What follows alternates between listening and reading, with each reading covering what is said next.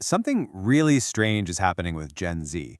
There's this massive political divide that's basically cracking the entire generation in two. And it's not along the usual lines of class or race, it's happening along the lines of gender. And a new set of data has gone viral that's making everybody ask, why? Okay, just look at this graph. For years, the story we've been told is about men becoming more right-wing. But this data, it shows almost the exact opposite. Young women have shifted dramatically, radically, to the left. At the same time, young men kind of stayed put. That gap between them, it's not a gap anymore, it's a chasm. So, the big question, the one we're going to dig into, is what on earth is going on here? And why is it all happening right now? Now, of course, there are a lot of theories floating around. But one really complex explanation has gone viral because it tries to connect all the dots. It argues that this isn't just one thing. It's a whole system of interlocking forces, a kind of machine, really, that has captured an entire demographic. And the first thing you have to understand is that this isn't just an American story. This machine, it's global. Check this out. Data from the Financial Times shows this exact same pattern popping up in dozens of countries all at once. The UK, Germany, South Korea, you name it. So whatever's causing this, it's bigger than local politics. It's something else. And that right there brings us to the core claim of this whole theory. A lot of people see this shift and call it progress or enlightenment. But the source we're looking at argues it's the total opposite. The graph doesn't show enlightenment, it shows capture, an ideological capture. So this idea of capture, where does it even begin? Well, the theory says we have to start by looking way, way back at our evolutionary hardware, the basic biological programming we're all running on. So the argument goes something like this. For literally millions of years, women often found themselves in environments where getting kicked out of the tribe was a death sentence. Your survival depended on social acceptance. This, the theory suggests, selected for a psychology that's highly sensitive to social cues and rejection. Men, on the other hand, often faced different pressures. Hunting, exploring, where being independent and even tolerating some conflict could be a real advantage. Now, these aren't value judgments. They're just described as different psychological tools for different evolutionary jobs.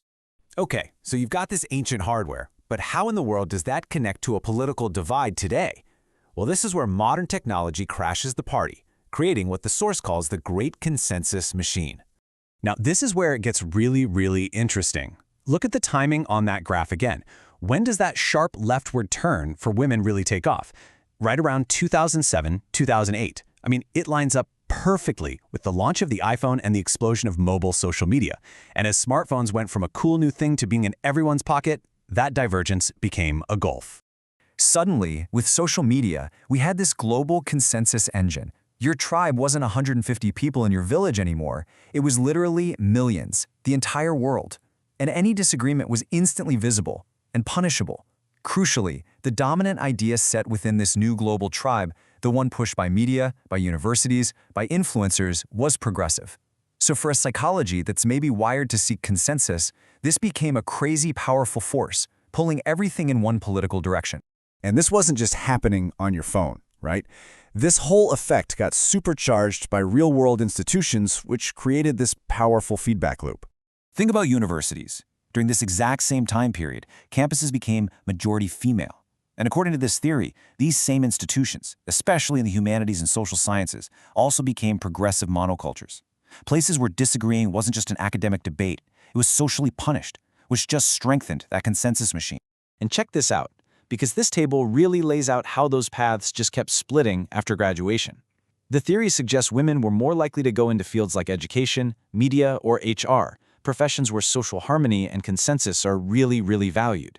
Men, on the other hand, were more likely to end up in the trades, engineering, or finance, fields where, you could argue, objective results matter more than social harmony, and that ideological feedback loop just wasn't as strong. And what you get, according to the source, is this powerful psychological trap. Think about it.